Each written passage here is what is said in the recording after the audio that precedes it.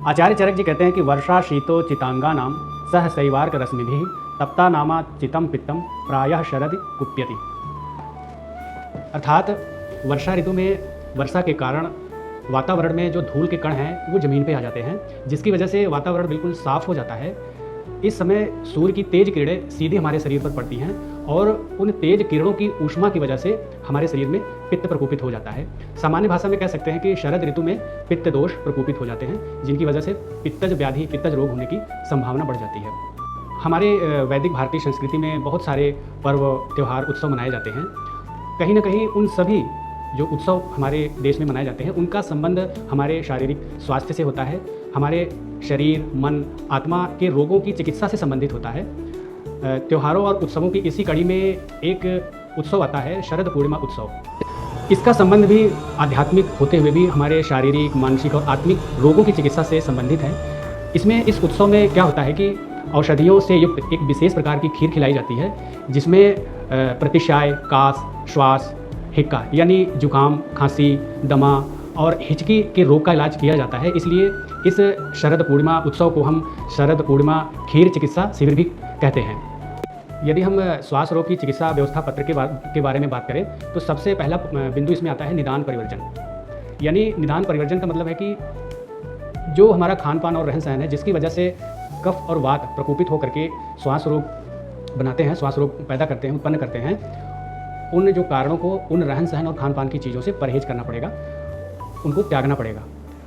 जब हम वात और कफ को प्रकोपित होने वाले रहन सहन और खान पान का प्रयोग अधिक करते हैं तो हमारे शरीर में अग्नि मंद हो जाती है, यानी पाचन क्रिया कम हो जाती है, जिसकी वजह से कफ प्रकोपित हो जाता है। और यही कफ हमारे चैनल्स, स्रोतस यानी श्वास नली को सिकोड़ देता है, ब्लॉक कर देता है, जिसकी वजह से जो प्राणवायु है यानी हमारी श्वास क्रिया वो अवरोध होती है, रुक जाती है, जिसकी वजह से श्वास जल्दी जल्दी लेना पड़ता है और खींच के लेना पड़ता है।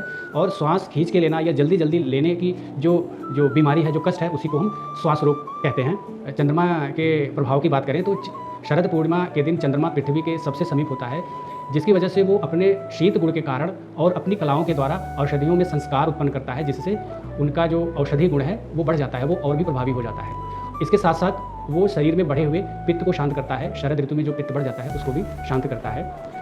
खीर निर्माण में दूध प्रयोग होता है, चिड़वा प्रयोग होता है और चीनी।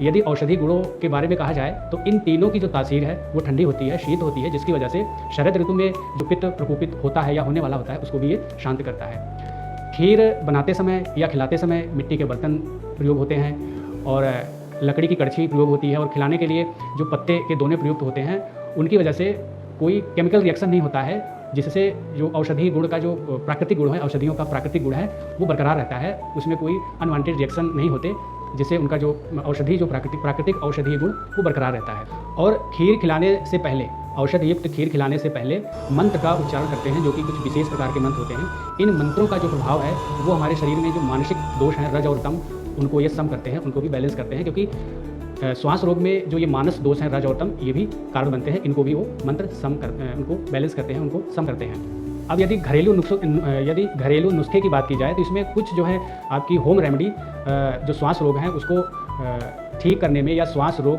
का जो कष्ट है, उसका अटैक है, उसको कम करने में बहुत ही महत्वपूर्ण सिद्ध होते हैं, जिसमें है कि गुड़ और सरसों का तेल, इसको सब मात्रा में मिला करके 3 सप्ताह खाना चाहिए। बहेड़े का चूर्ण 10 ग्राम, इसको शहद के साथ खाने से बहुत अच्छा लाभ मिलता है। हल्दी को देसी घी में भून लीजिए, उसको 5 से 10 ग्राम की मात्रा गुनगुने पानी से खाइए, ये भी श्वास रोग में बहुत अच्छा लाभकारी होता है। इसके अलावा यदि कैसा खान पान रखें जिससे कि ये रोग बढ़े ना और धीरे धीरे ठीक हो, उसमें है कि साठी चावल, जौ, बकरी का दूध, घृत, शहद, बाथू, चौलाई, लहसुन, परवल, गोमूत्र, गर्म जल, तुलसी, गुड़, सरसों, हल्दी, ये चीज़ें प्रयोग करने से ये एक औषधि की तरह काम करती है। इनके औषधीय गुण भी जो है श्वास रोग में बड़े लाभकारी होते हैं।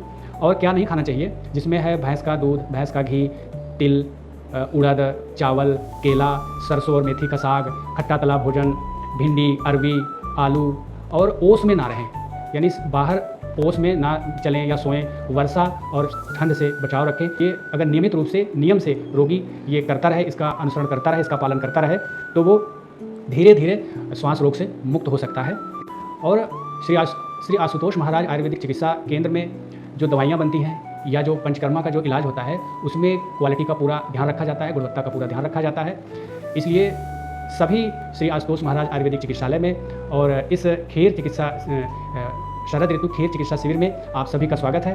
आप सभी लोग आएँ और इस महोत्सव के द्वारा, इस खेर चिकित्सा शिविर के द्वारा अपने शरीर के, मन का रोग दूर करें, नज़ला, जुकाम, खांसी, दमा को ठीक करें और स्वस्थ रहें। वो कहते हैं ना कि स्वस्थ लाभ सर्वोत्तम लाभ। इसलिए जब शरीर स्वस्थ है तो आप अपने किसी भी उद्देश्य की पूर्ति में सफल होंगे।